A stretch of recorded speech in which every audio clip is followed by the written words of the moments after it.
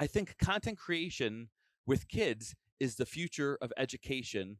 And I think it's going to start in STEM and STEAM because that's really kind of where everything comes together. But they're going to soon learn how it can be applied in every other subject matter.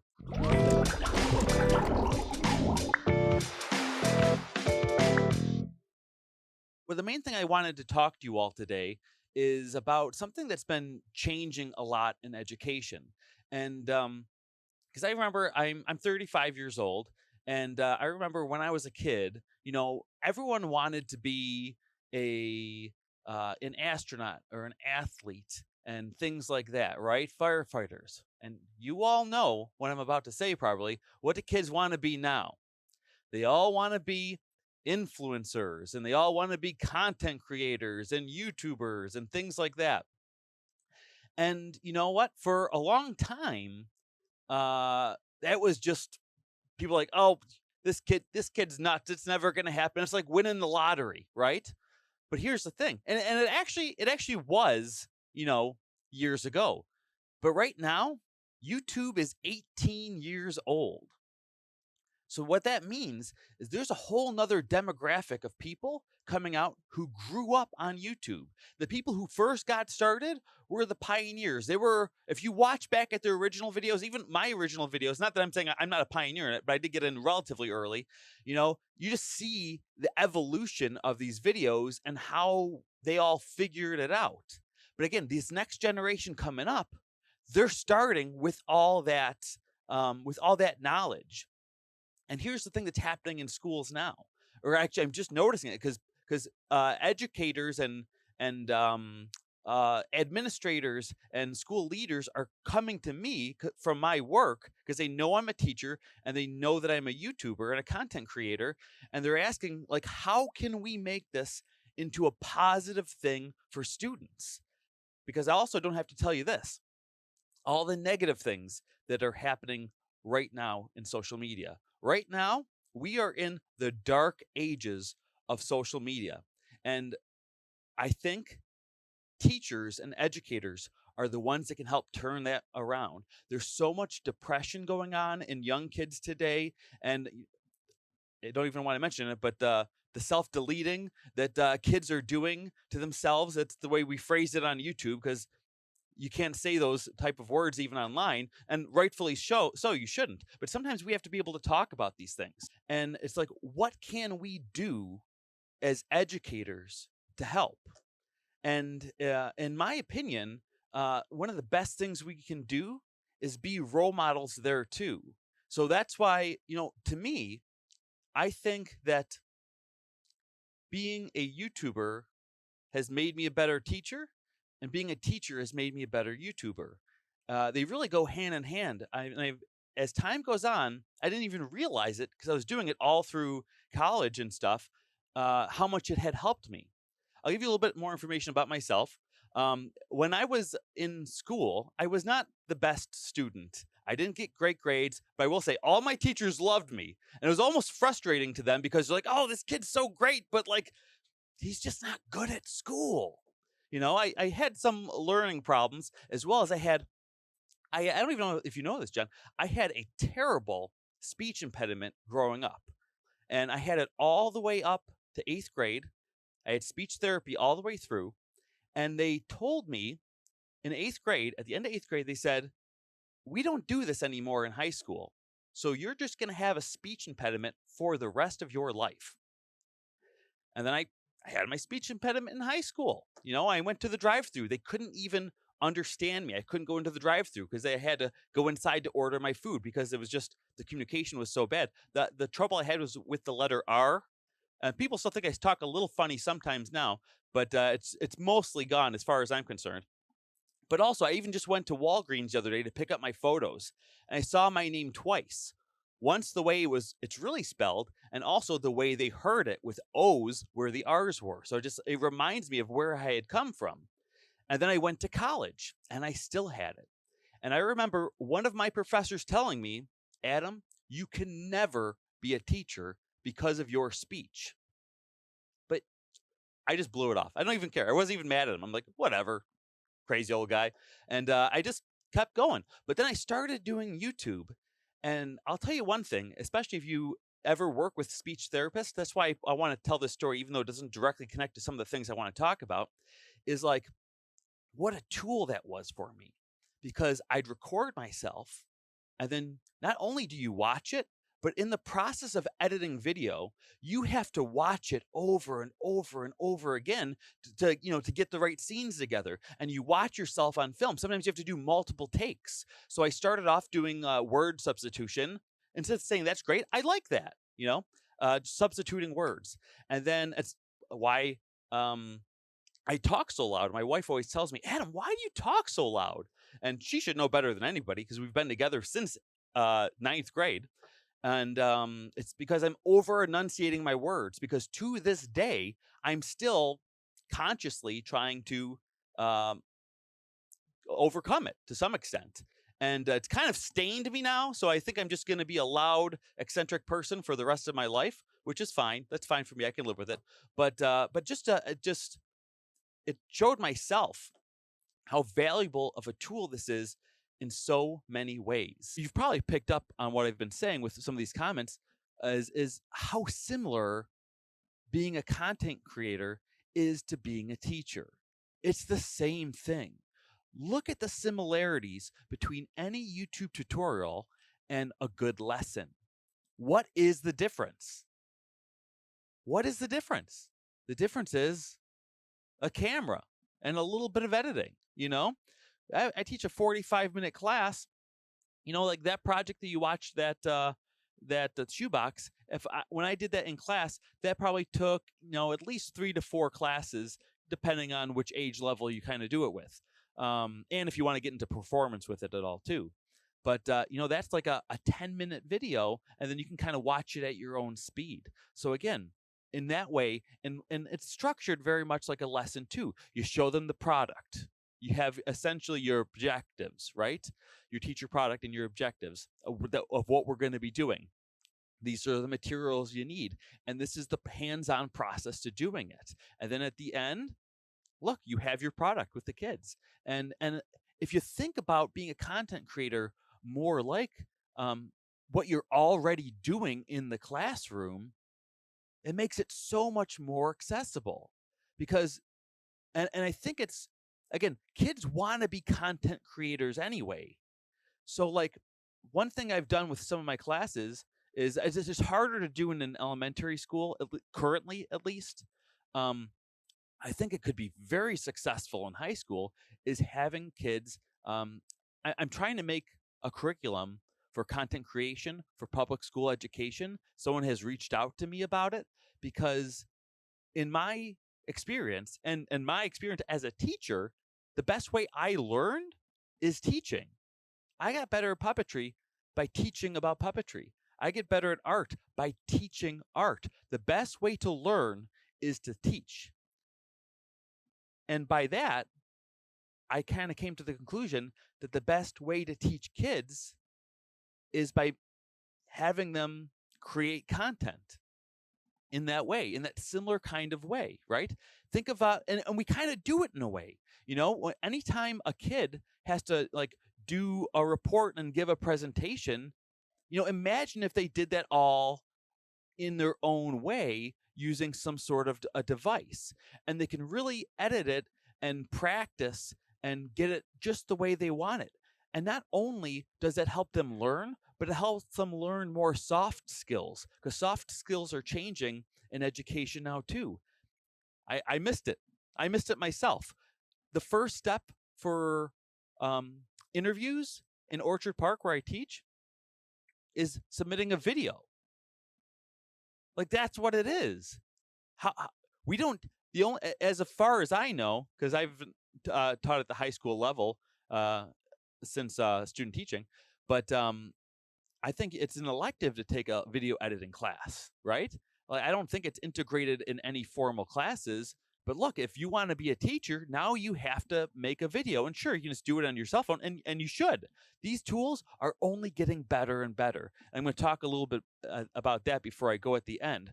I think content creation with kids is the future of education. And I think it's going to start in STEM and STEAM. because that's really kind of where everything comes together. But they're going to soon learn how it can be applied in every other subject matter. How can we get content creation into schools for kids to do? I think it has to start with us. It has to start with teachers. And not only will that help the kids, it'll help you as an educator. And really, I think it'll help the world. One thing I started talking about earlier that I didn't is a lot of the dark ages of social media that we're in now, and I'm going to bring out things that like the Tide Pod challenge. Like, why did that exist, right? There's things like slap challenges where you just walk up to someone and smack them, and kids want to get views. They're addicted to views. That's why I'm trying to change a lot of my language with my kids. Like my daughter, like when she used to dress up nice, I'm like, Fred, you look beautiful. You look so beautiful, honey. Her name's Winifred. We call her Fred. But I realized, you know what? Like even at that age, I don't want her to find value in beauty and things like that. I don't want that to be a goal. And because these kids are going to live in a digital age. And I don't want that to be the value. So instead, I'm changing my language with her. I'm saying, instead of saying you're beautiful, I say, I love the way you look. And I think that, that just opens it up. Like, no matter what she does, I love the way she looks. She's beautiful to me no matter what she does. But if I say she's beautiful, that means different things to other people in the world. So if I just say I love the way you look, it changes the way they can think. And again, the more we can put this kind of thinking out there, the more it'll help. Because here's the thing. Like when I started at this school and kids found out I was a YouTuber, they thought that was awesome. And I'm just like, I'm just making puppets. I'm just like doing my thing. That's why I asked you all what your interests were. Because there's not one interest that I saw here that could not be its own channel. Because the way people are chasing views and vanity metrics. None of that matters. It doesn't matter. The quantity of views doesn't matter. It's the quality of your views. Okay. If I get, 100,000 views on a puppet video and it's by, I don't know, just like, 100,000, babies around the world, like that's great. What does that do though? But let's say I do a video that gets 2 views and one of them's Brian Henson and Matt Vogel. For those of you who don't know, Matt Vogel's Big Bird on Sesame Street and Kermit the Frog on the Muppets. And Brian Henson, Jim Henson's son, who runs the Henson Company now. Like, it's quality of views, not quantity of views. And that's something we need people, or especially kids, to understand. And if we as teachers take our passion, whatever it is, and share it with the world and show kids like, hey, you can make content that's positive and people will enjoy it. You don't have to do shock things. You don't have to paint yourself up to look beautiful. But you know what? If makeup is your hobby, that's one thing, right? If eating Tide Pods is your hobby, choose a different hobby, okay? If smacking people in the street is your hobby, choose a different hobby. We have to try to demote those type of things and push up the positivity. And again, your students will be remarkably impressed.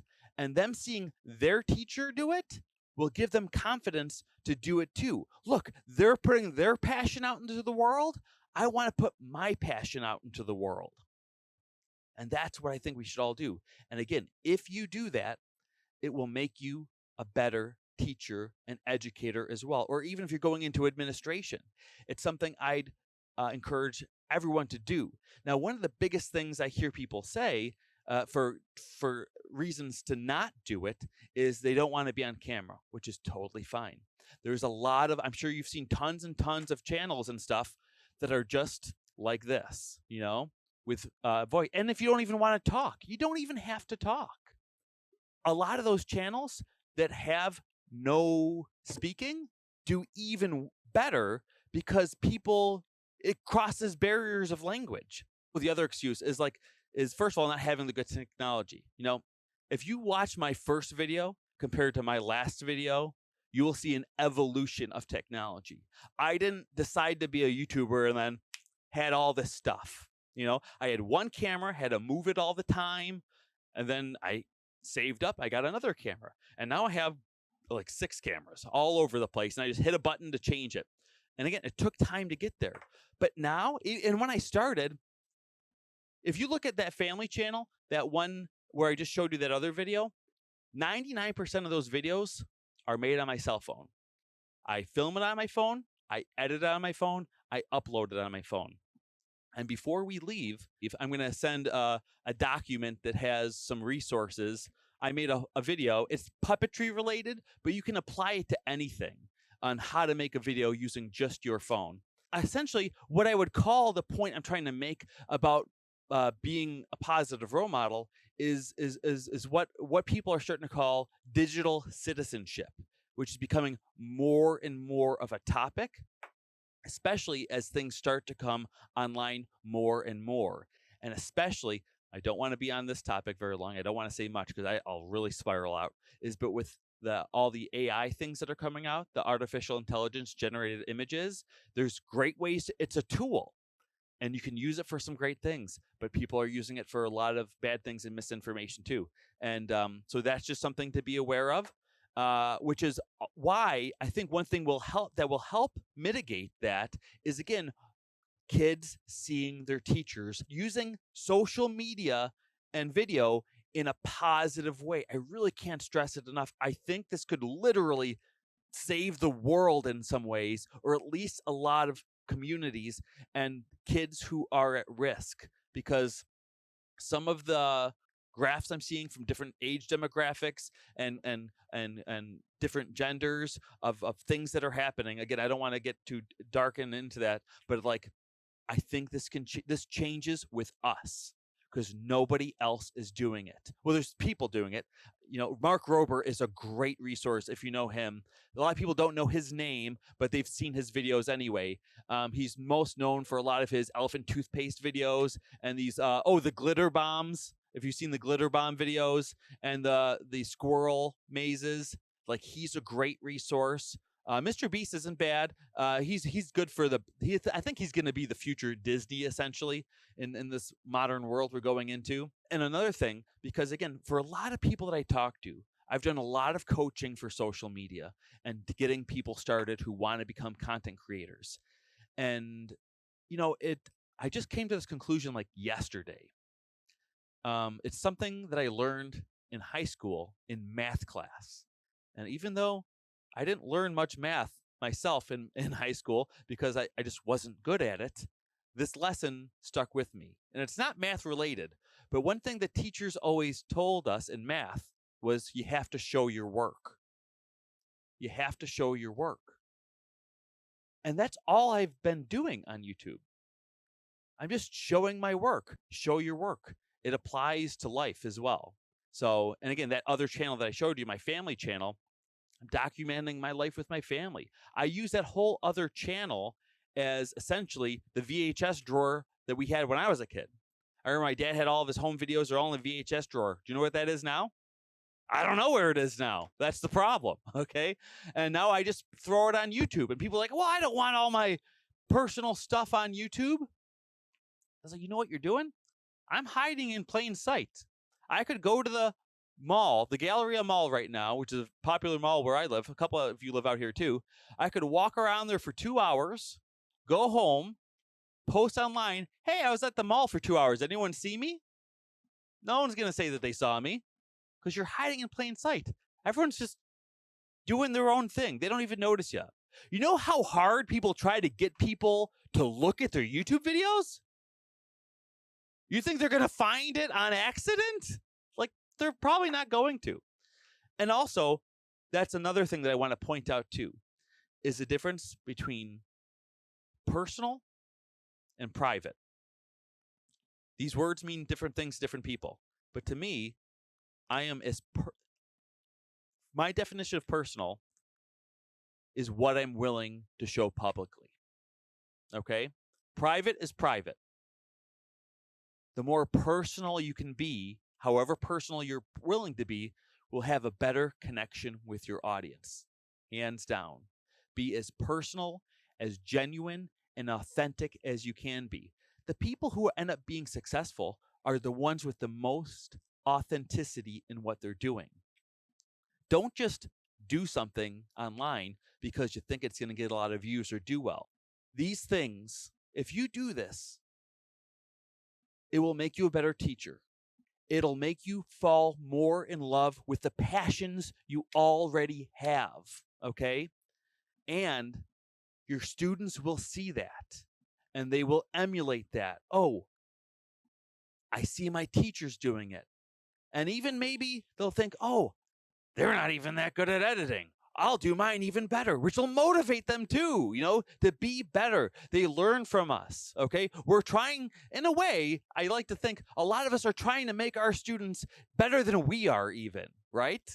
And especially as administrators, that's probably something that is a goal in the people that you hire. And just by documenting things, like if you go on vacation, just take videos, do this. Because a lot of times, I just film things and I don't even know what I'm going to do with it. And you can find the story sometimes in the edit. You can find it right in the edit. But if you don't film, you've got nothing to edit, right? It's like looking at a blank piece of paper. That's why in my art class, we don't use pencils when we draw. We use Sharpies.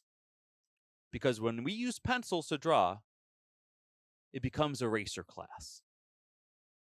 They make a line, and it immediately, before they even try to fix it or turn it into something else, they grab that eraser, and they just don't trust themselves. They want to start over. Well, when you have a Sharpie and only one piece of paper, you're committed to that line. And you gotta turn it into something, right? And what a lesson for life. It's kind of like mistakes we make affect us in a way that change us for the better, hopefully, most people. And again, if you just do this and you emulate this, it will have a positive effect in your entire school community. Legacy media is just going away, and proof in the pudding is the Macy's Day Parade, because you look at some of those balloons now, there's like CoComelon balloons, there's like Blippi balloons, okay? Guess what? Those were started off as YouTube channels like 10 years ago, and now they're being bought up by mainstream media. Blippi was just some college kid put on a hat and walking around talking about things that he sees, and now it's bought up by Netflix, and the guy's touring all around the world. Like, again, this is serious careers for kids, and you can influence them by doing it yourself and maybe even get there yourself. Not that we want to leave education. Even if something happened and I got picked up for something, I'd still be a teacher. I'm still a teacher. No matter what happens, I'm teaching. When I was a kid, I remember my mom asked me, what do you want to be when you grow up? And I said, I can't decide. Either Mickey Mouse or Darkwing Duck, right? And then they're like, oh, what do you really want to be, right? And then, but like now we're at an age where like kids can create these things and it can happen. If anyone else has kids here, you know what Ryan's Toys is? Ryan's Toys, again, it's this little kid who started a YouTube channel. I think he's like 10 now, maybe 12 by now. It's been around for a bit. But like, he's like the third or fourth highest grossing channel in the world, making like $15 million a year at like 12 years old. Like, it's insane. And if you start your channel now, here's the thing. That's another reason a lot of people don't want to start now. They're like, I missed it. All the big people, they took off on YouTube and the train has left. The train has not left. We are still early. People still, I bought my house just like maybe 6 years ago. I never had TV in here. I have the physical television hooked up to Apple TV, but I don't have cable or anything.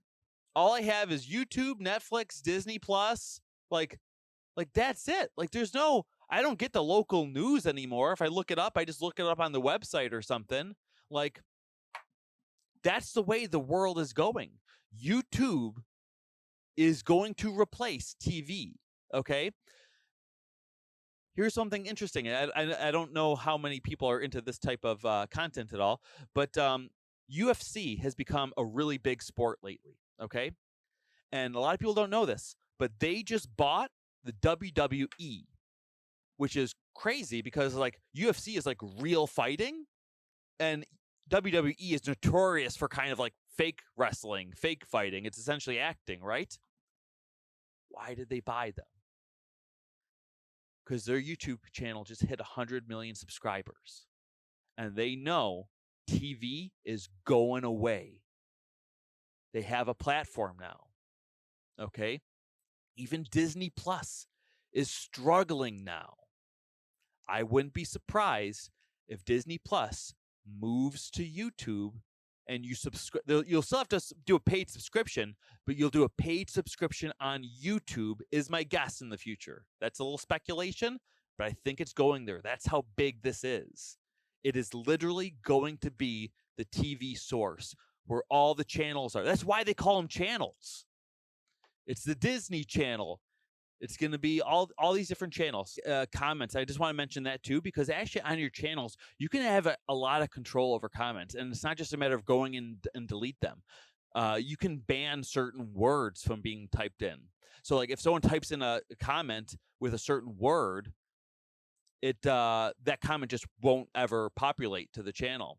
And you can ban links from coming up so that people can't be brought to other places. And another thing, which is really interesting that people don't understand, which is I go back and forth whether or not it's positive, because it's kind of a little bit of gaslighting, I think. When you ban someone from your YouTube channel, they can still watch your things and they can still comment and they still see their comments, but no one else in the world can see their comments. So they think they're sitting there being mean, angry. No one in the world sees it but them. So they get their frustration out and it doesn't affect anybody else, which is a very positive thing. And there's a lot of legacy teachers that are still afraid of technology in some ways, especially social media. Because I remember when Facebook was still first coming out and a lot of teachers were talking about, like, don't use Facebook. A lot of teachers that are using Facebook get fired. They're not getting fired for using Facebook. Excuse my language. They're getting fired because they're posting stupid things on Facebook. Okay? Yeah. Don't talk about your students on Facebook. Don't talk about parents on Facebook, especially by name, right? It's like, it's people. Don't use social media in a way you wouldn't say it around your students, your boss, your parents, your grandparents. Like, social media is the public now in a lot of ways, no matter how private you keep it. I've seen situations where people screenshot it and then share it outside, even on accident. Like, oh, I didn't realize that was supposed to be private, or what. I mean, it can be a mess. Don't ever, as long as people know, and then that's part of the digital citizenship. And that's what this course will teach kids. That, like, what you put out in the world is kind of how people are going to come to you, right? If you put positivity out in the world, when people see you in person, they're going to come to you with positivity. If you put negativity out into the world, that's how they're going to see you too. Whether you're, again, I don't want to use, if you're kind of whining all the time on there, like, that's how people are going to see you, you know? And not to say that there's never anything to complain to. You should just put your best self forward on social media. And kids need to learn that better and not just be told it. They need to be shown it by teachers and educators doing it and emulating it, sharing them. Hey, look, this was a montage video I made with my family this weekend. And a lot of times teachers do that maybe the first day, or if they're a new teacher, get to know me. We should make that part of the curriculum to some extent, of like after every holiday, like, oh, what did you do? And again, it shares different cultures and stuff too. Like, we celebrate this. What did you celebrate? And again, a lot of that's done in primary, especially in like preschool, UPK kind of style stuff, because it's mostly social. But I think we got to start bringing some of that back into the content that we do in class in a lot of ways. She reminds me of something else that I said, because I did talk about quality versus quality, and I want to mention it in two ways. For as far as views and likes, you want quality over quantity. For producing your content, quantity over quality. The higher you can have them both, the better, okay? Because that's another thing that keeps people from posting. They're saying, this isn't good enough yet, and they're afraid to post it, okay? Don't do that. Get 80% there and then post it. I have problems with every video I've ever posted. Here's the thing. It's just life. I've heard this about happiness. Happiness is not a goal. It's a path, right? It's the same thing with education. You don't know everything eventually. You learn along the way. Every single puppet I make, I use some different techniques. They're not, even if I make the same character twice, I do it a little bit different. And people are afraid to admit that, And I did a video recently around Halloween time. I did a ghost puppet, a very simple, very accessible build that turned out really nice. But I even said in there, like, I'm making this up as I go along. All I have is my materials that I have, and I have a little bit of an idea, but I don't even know if it's going to work. And I just tried it, even though I've made literally hundreds, probably over 1,000 puppets by now. And I'm still learning and changing, because it's boring to do the same thing all the time anyway.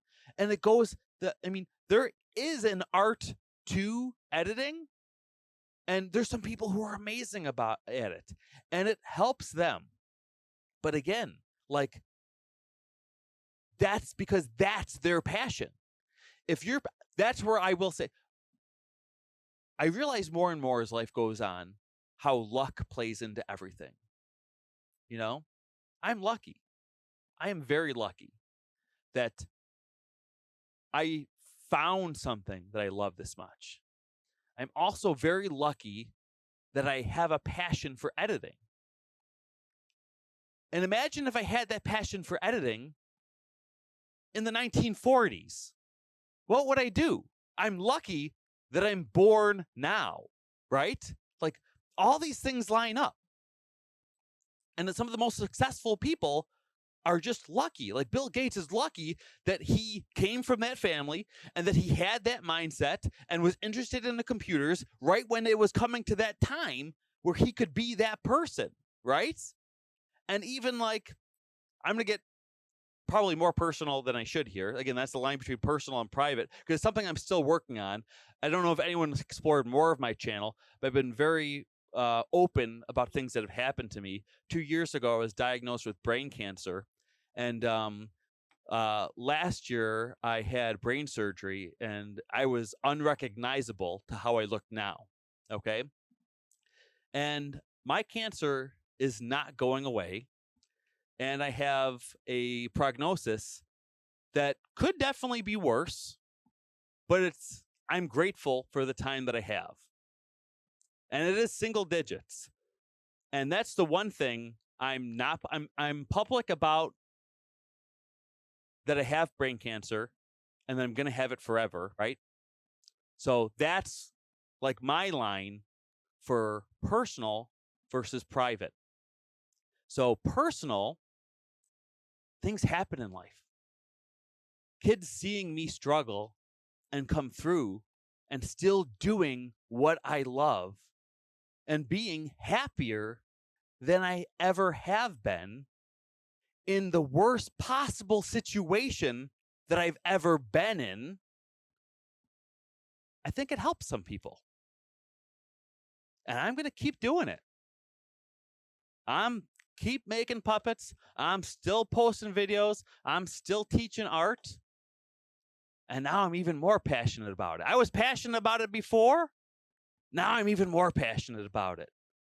Because I know this is the way to help kids that are going to have problems in these dark ages of social media. This is the way to fix it. I can feel it in my bones. And that's why I'm an advocate for it. And that's why I'm trying to spread this message too. And I'm building a curriculum. I'm writing a book on content creation and education. I'm building a curriculum for it. And I really want to start getting it into schools because you can teach any subject through that medium. And the kids want to do it. Like I said, 70% of kids now say they want to be content creators. We don't have to convince them to learn anymore. They want to do it.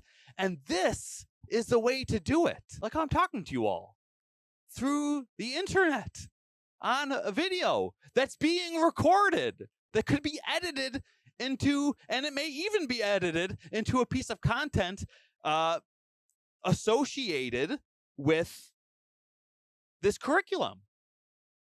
Like this is we're at the beginning of this. Again, so many people think the ship has sailed with being a content creator. No, we're just noticing it now that it's real. This is the future of education, okay? And you can all be leaders in it. When they find the best math teacher in the world, they're going to say, why do we have math teachers all over the place? Why don't we just pipe all the kids in to this channel and teach math through this, right? To some extent, not for all. I mean, there'll still be everything, you know? There's still people riding horses and carts and buggies, okay? So like, there's going to be everything, but these younger generations, it's literally, each generation now is like a different world. I'm from a big family. I'm one of 9 kids, okay? Like I said, I'm 35 years old. My little brother is 21. He's on another planet. He's on social media things. He's on Discord and stuff. I don't understand Discord. In my opinion, and I don't know because I don't know Discord, Discord is the laser discs of social media, okay? If you know what Laserdisc even is, okay? It was kind of between VHS and DVD. Didn't last long. And maybe Discord will take over everything. Who knows? I think it's the Laserdisc of social media. But yeah, I think this is the best way forward with education, or at least I think it deserves a chance because kids are leaning into it anyway. And we should meet them where they're at. What we have to do is go back to the original question of what is school for? What is school for, right? And a lot of, I'll kind of use some of the language you're using, in my opinion. Like you talk about private schools versus public schools. Public schools, I don't know if it's just out of ease because of how big that system is. They kind of want to, for the most part, are very slow to the change because it's just easier to keep things the same, kind of, right? And it's expensive to change, especially as I remember the first time I saw a smartboard, I was like, this is antiquated technology. I saw like 15 years ago, I was like, a projector? We have TVs. Why would we use a projector? Because it's you have to have the lights off. So like, I'm gonna have the lights off and people looking at things and writing and drawing and things. Like that's not gonna. I mean, this is gonna be short lived. And then the producers, we're getting smartboards in every room. I'm like, they're throwing the money away. They're just throwing it away.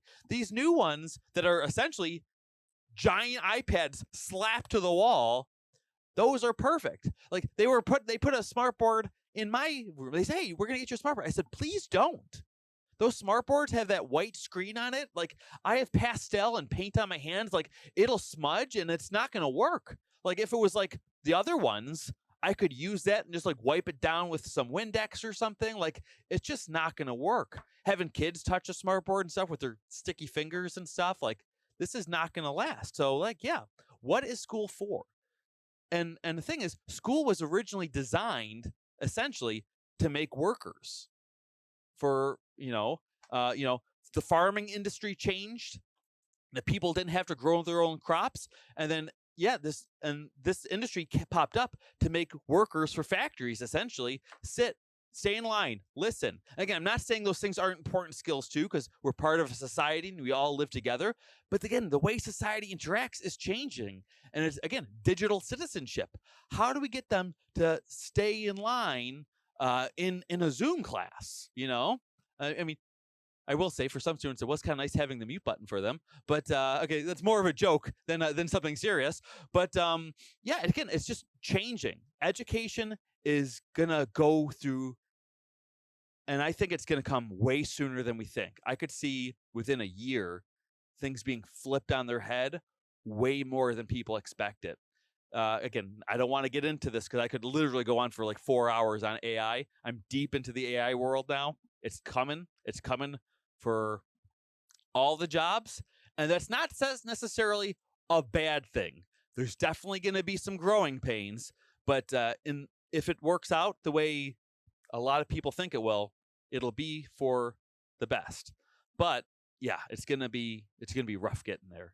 And we just have to, again, I'm mostly worried about kids' mental health in these dark ages of social media. And again, since we do still have teachers in classrooms and we can still make an effect on them, I really think teachers becoming, showing their personal passions through content creation is the best role model for digital citizenship that we could possibly ask for.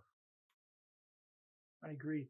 And one thing too, if you ever to make we know our students need help with social emotional learning right now, and if folks are wondering what can they do with certain videos or things to help kids, and even if they don't feel comfortable right now making things, just say get in there and start. But they could go to your channel and just show some of those Arlo videos that you made, and they'll cheer kids up right away. If you ever watch his channel and see some of those videos that he's made, and my favorite, well, I know Arlo because we used to do that. In fact, when Adam was at our school, we would do. Remember, we'd do like little like kind of puppet shows on the opening announcements where we would talk about good behavior and being kind and polite, and I'd have these conversations with Arlo. Remember? And the kids absolutely. I'm writing it down. I'll put that in my link list for you for them to see. I think that's all I have for today, unless anyone else wanted to ask any other questions. I think they're afraid I'm going to go on and on and on for another hour. Well, you have been wonderful. Oh, go ahead, Katie. Or ask one, I should say. I would say that I'm like freaking out over all the technology stuff this whole time, right? Like technology is like I'm your age, I'm 35. Technology is super scary for me, just thinking about like the vulnerability of children. Our district is very big on Ed2D, and I'm just, if you're looking for thinking about bringing it into schools, I think that piece is something that will need to be considered at least for some buy-in. I mean, that part is the part that I can, I can see both sides of it, right? I can see how it'd be so great for kids to use, but then it's like, this whole public life that they're living in, they're little kids. Yeah. Right. And so I hate to be like the Debbie Downer devil's advocate over here, but I think that like that's the reality that freaks me out, and I think it's an important concern for that parents and guardians and stuff might have to. No, I absolutely empathize with that a lot. And I think a lot about that with my kids, because again, when you see some of those videos on my family channel that I'll send to, my family's heavily in there. My kids are in there. I've been doing a podcast interview with my kids on their birthday, from their first birthday up until as long as I go, right? and it's so fun to watch them back to back. Their first 1-year-old interview, they're right. Second year, they're like kind of looking around, a little. They're just kind of repeating me like a parrot. Like, what's your favorite color? Favorite color? Favorite color? And then 3 years old, it's like the breakthrough. My favorite color is purple. And then this year for 4-year-old, her favorite color, my favorite color is sparkles and gold, right? And then all these different questions I ask them, seeing how they developed over the years.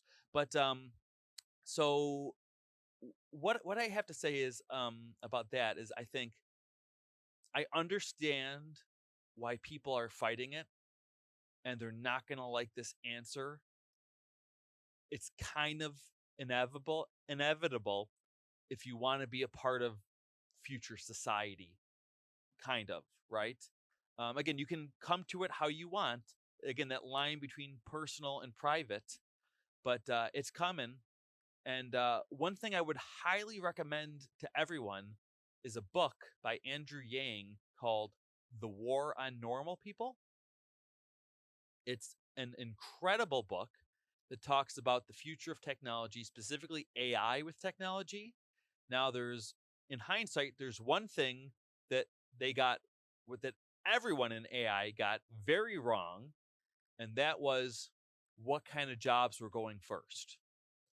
Everyone thought it was FSD, which is full self-driving vehicles, which would get rid of the trucking industry and get rid of Uber drivers and get rid of we overall we thought most manual labor and driving was going away first, but it looks like a lot of creative arts jobs are going away, graphic design, copywriting, and that's for people who don't know, because I learned this term later. I didn't know copyright as in like protecting people's IP, protecting people's intellectual property, but it's it's like writing descriptions for things and whatnot.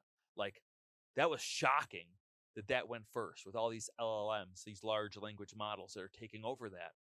And it is an amazing tool, but it's going to take away a lot of people's jobs, and a lot of people's jobs in education too. I bet you that they're not going to tell us, but when we order the next round of new textbooks, they're going to probably put humans' names on them. They were not written by humans. I can almost promise you. It is AI synthesizing all these ideas. And again, that doesn't necessarily mean it's a bad thing. It's a tool. A hammer is a tool. You can hammer a nail with it. But some people could bonk you in the head with it. You need to use these tools the right way, which is, again, kind of goes back to my whole message with this, is being a positive role model with social media for kids and how to use the technology safely, being a positive digital citizenship. And again, I think I'm a broken record at this point. Adam, I just got to say, you have been wonderful. We have kept you here way too long, but I know when we have someone like you with us,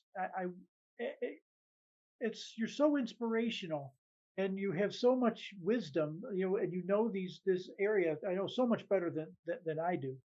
And as we were studying again this week, this idea of visual and auditory technology, you just really brought so many things to life for us, and you gave us some really great ideas to explore. And I just got to say thank you so very, very much for spending your time with us today and sharing these ideas and sharing your wisdom and knowledge with us. And I don't know, I guess I feel like Shanice. Every time I talk to you, I get motivated to want to go and do things.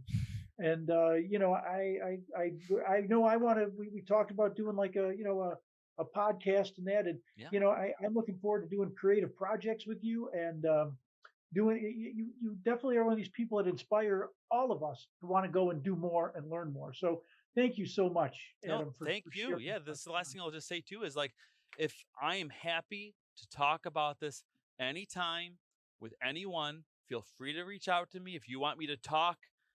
If you can convince your administrator to Zoom me into something, I'm happy to talk to anything.